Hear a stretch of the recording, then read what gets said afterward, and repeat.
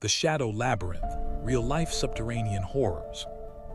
Right now, as you listen to these words, your feet rest firmly on solid ground. But beneath the thin layer of asphalt and manicured lawns we call home, the earth is hollow. And in its dark, unmapped recesses, some of the most twisted, claustrophobic nightmares in human history have played out. We aren't talking about ghosts or urban legends today. We are peeling back the dirt to expose documented, real-life incidents where the underground became a setting for absolute terror. This is a deep dive into the real-life Shadow Labyrinth. Turn off your lights, lock your doors, and let's go under. Act 1. The Hacker's Underground Tomb. Our first descent takes us to the wealthy suburb of Bethesda, Maryland, where an eccentric millionaire's intense paranoia transformed a hidden sanctuary into a real-life tomb.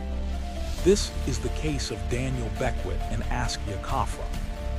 Daniel Beckwith was a wildly successful cryptocurrency investor and self-styled computer hacker who had amassed millions of dollars.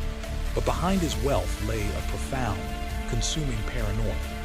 Beckwith became utterly convinced that an international nuclear conflict was imminent.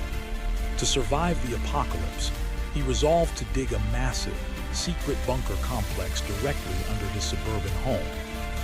To do the heavy digging, Beckwith hired Askia Khafra, a 21-year-old aspiring tech entrepreneur. Beckwith promised to invest heavily in Khafra's business startup if Khafra agreed to help dig the secret tunnels. Desperate to launch his dream, Khafra agreed. But the conditions of employment were straight out of a thriller. Beckwith was so paranoid about the bunker's location, leaking that he forced Khafra to wear blackout safety glasses covered in spray paint whenever he picked him up. Beckwith would drive Khafra around in rental cars for hours, taking intentionally confusing, winding routes just to disorient him. When they finally arrived at the Bethesda home, Khafra was led blindly down into the basement before the glasses were removed. For days at a time, Khafra lived a completely subterranean existence, eating, sleeping, and digging in the absolute dark. What he was building was a staggering, rogue engineering project. Starting from a massive hole punched through the concrete basement floor, a vertical shaft dropped 20 feet into the earth.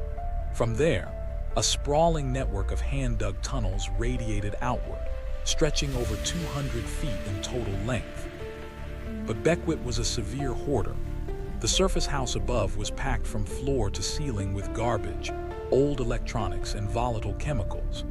Down in the tunnels, the air was thick and suffocating, and the entire maze was powered by a chaotic, overloaded web of extension cords and exposed electrical wiring snaking down from the surface. On September 10, 2017, the unstable electrical grid locked up. Upstairs, a massive electrical fire erupted. Thick, toxic black smoke began to billow through the house, quickly pouring down the 20-foot vertical shaft into the narrow tunnel complex. Trapped in the pitch black as smoke filled the tunnels, Khafra scrambled up the shaft to escape. But when he breached the surface, he found himself trapped in a maze of hoarding. The paths out of the basement were completely blocked by towering walls of garbage. Beckwith managed to escape to the front lawn, but Askia Khafra never made it out. Firefighters later found his lifeless body in the basement, overcome by smoke inhalation.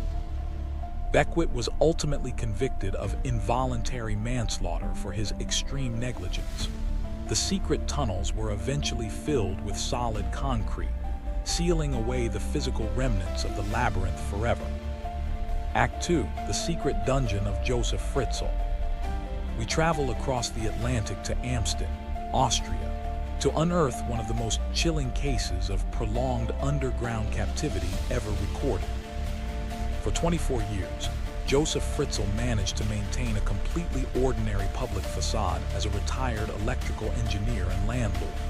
But starting in 1984, Fritzl constructed an elaborate, hidden basement dungeon directly beneath his family home.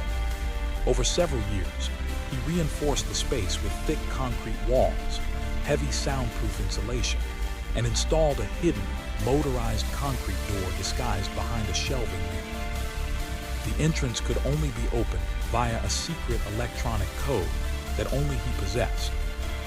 Fritzl lured his own 18-year-old daughter, Elizabeth, down into this underground chamber under the pretense of helping him move a heavy door. Once she crossed the threshold, he drugged her and locked her away from the surface world for nearly a quarter of a century. To explain her disappearance, Fritzl forced Elizabeth to write a letter claiming she had run away to join a cult. Over the next 24 years, Elizabeth lived in a windowless, humid labyrinth of tiny rooms that grew incrementally as Fritzl forced her to dig out more dirt by hand. She was subjected to horrific, systematic physical and psychological abuse, giving birth to 7 children in total dark isolation. 3 of the children remained underground their entire lives, never seeing natural sunlight or breathing fresh air until their rescue. The subterranean horror finally collapsed in April 2008, when one of the underground children became critically ill with a life-threatening condition. Elizabeth begged Fritzl to allow the child to receive medical attention. When doctors at the surface hospital noticed severe anomalies and requested to speak with the mother, Fritzl was forced to bring Elizabeth out of the basement. Once away from her father, she revealed the decades of torment to authorities. Fritzl was arrested, convicted of crimes including false imprisonment, rape, and enslavement, and sentenced to life in prison. The Austrian authorities completely filled the basement dungeon with liquid concrete to prevent the site from ever becoming a macabre tourist attraction, wiping the physical layout of the nightmare off the map. Act 3, the Stockwell Monsters Vault. Our final act takes us into the damp, industrial sewer infrastructure of South London during the mid-1980s, where a predator utilized the labyrinth of the city's underbelly to evade the law. Kenneth Erskine, who would later be dubbed the Stockwell Monster by British media, terrorized London over an intense 7-month period. He targeted the vulnerable and elderly, breaking into their homes, strangling them in their beds, and ransacking their belongings. As the body count rose, the police launched a massive, city-wide manhunt, flooding the streets of South London with plainclothes detectives and patrols. Yet, Erskine seemed to commit these high-profile atrocities and completely vanish into thin air, leaving no trace of where he slept or where he hid his stolen goods. The terrifying truth was uncovered when detectives began investigating the subterranean utility access networks. Erskine wasn't hiding out in abandoned flats or boarding houses. Instead, he was utilizing the forgotten brick sewer junctions and old Victorian storm drains running directly beneath London's pavement. Erskine had memorized the complex, unmapped pathways of the local sewer system.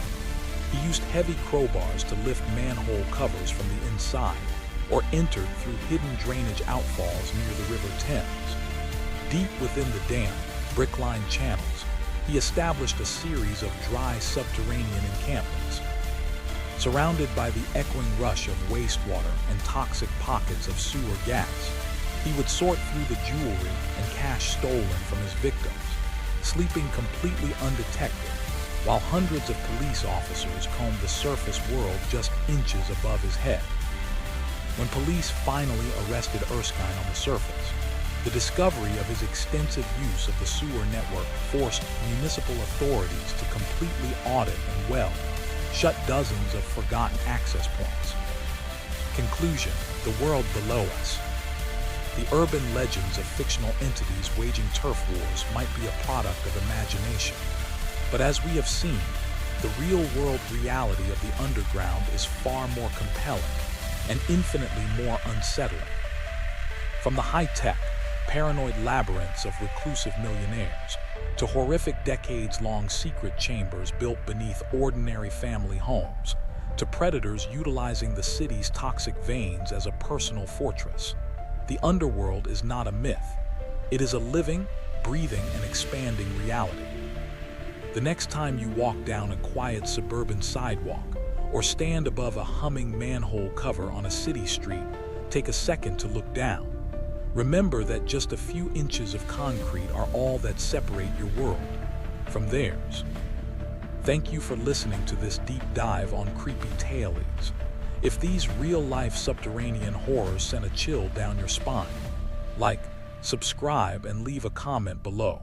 What do you think is hiding beneath the concrete of your city? Stay safe, stay curious, and keep your flashlights close. Good night.